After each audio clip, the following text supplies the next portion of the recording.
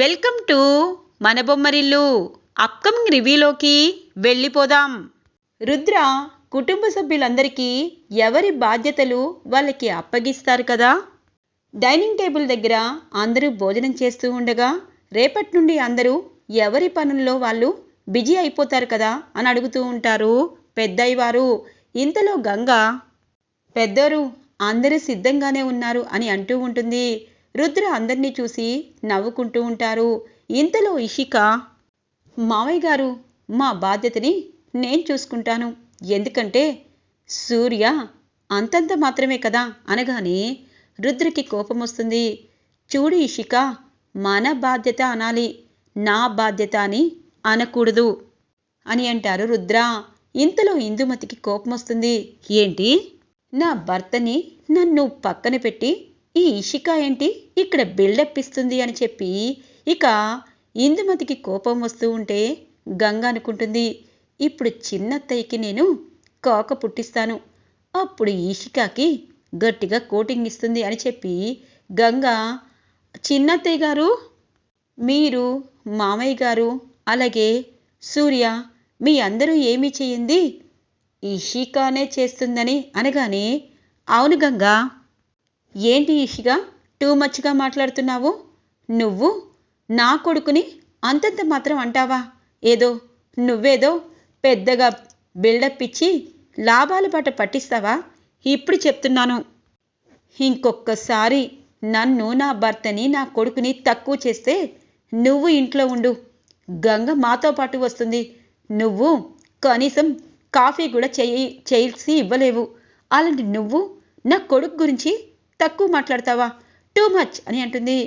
అది కాదత్తయ్య, సూర్యుని అడగండి అనగానే, ఇషిక, నిజమే, నాకేదైనా డౌట్ వస్తే రుద్ర అన్నయ్యని అడుగుతాను, నిన్నెప్పుడు అడగలేదు కదా, ఆయన భర్తని అందరి ముందు తక్కువ చేసి మాట్లాడడం పెద్ద స్టేటస్ అనుకుంటున్నావా అని అంటారు సూర్య.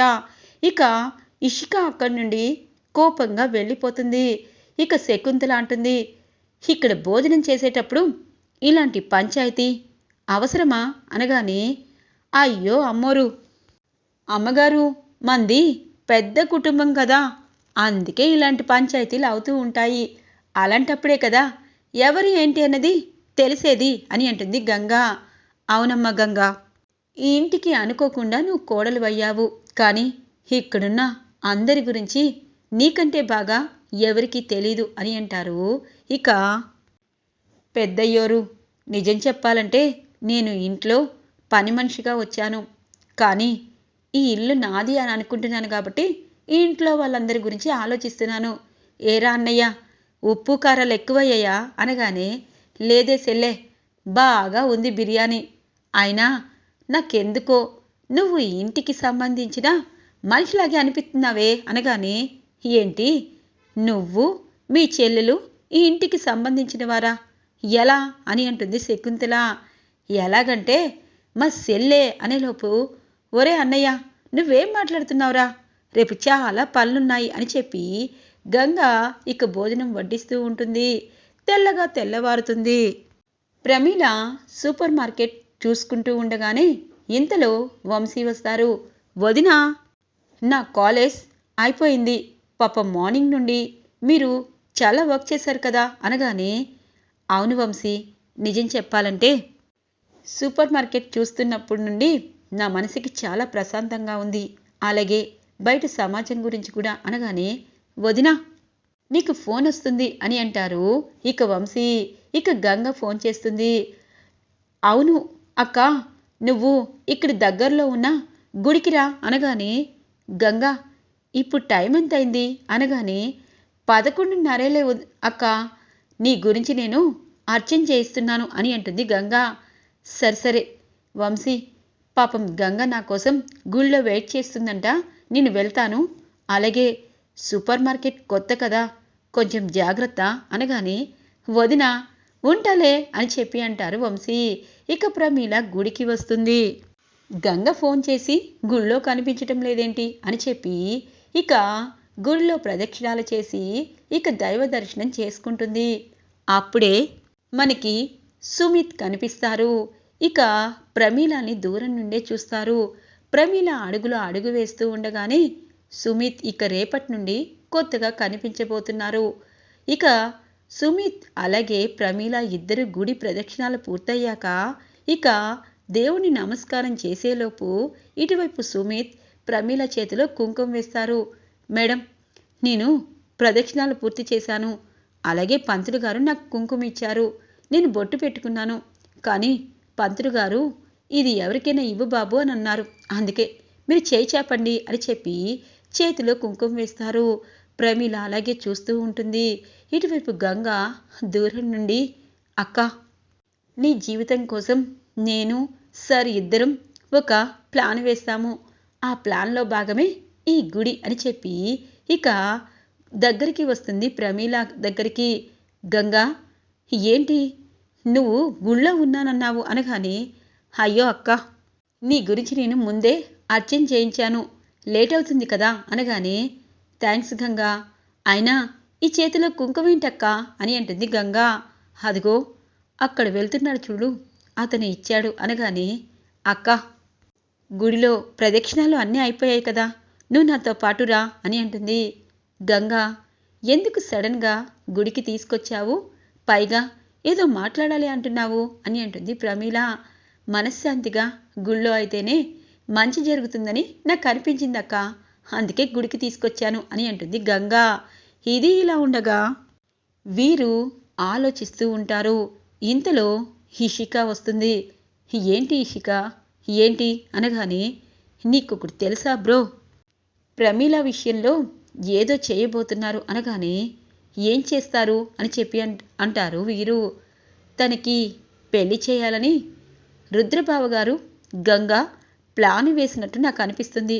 అందుకే గుడిలో ఆ ప్లాన్ అమలు చేయాలని గంగ అనుకుంటుంది అనగానే ఒక్కసారిగా వీరు షాక్ అవుతారు.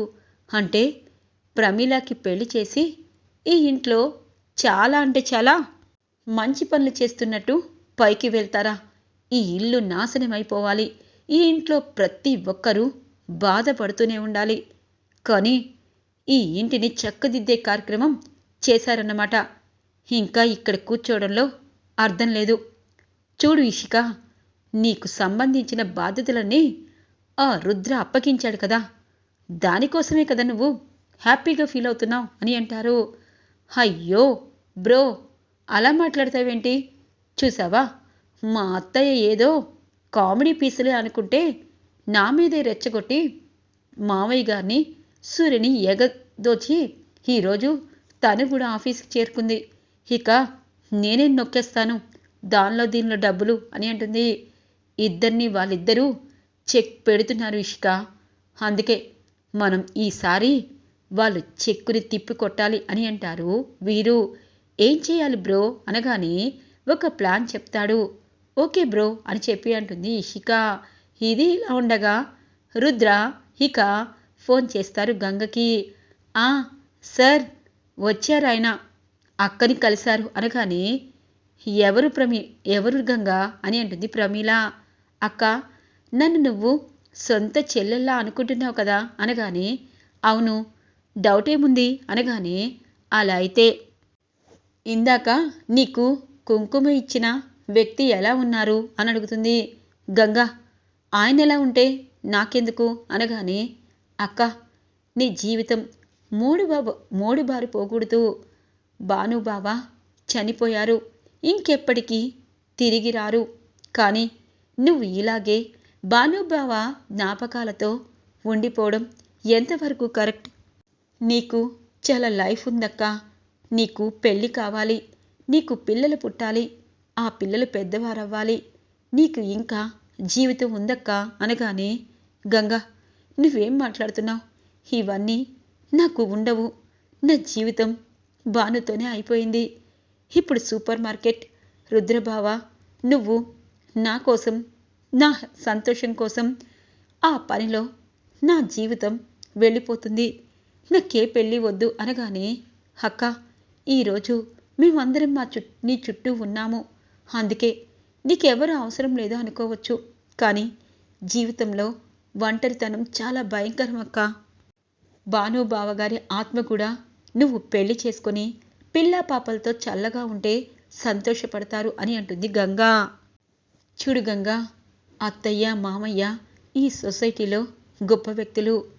కోడల్ని కూతురిగా చూసుకుంటారు తప్పించి వేరే ఇంటికి కోడలిగా పంపించే మనసు ఇప్పట్లో ఎవరికీ లేరు. మీరు నా గురించి ఆలోచించద్దు, ఎందుకంటే నా జీవితం మోడిపారిపోయింది. కానీ ఇప్పుడిప్పుడే మళ్ళీ కొత్త లోకంలోకి అడుగు పెడుతున్నాను.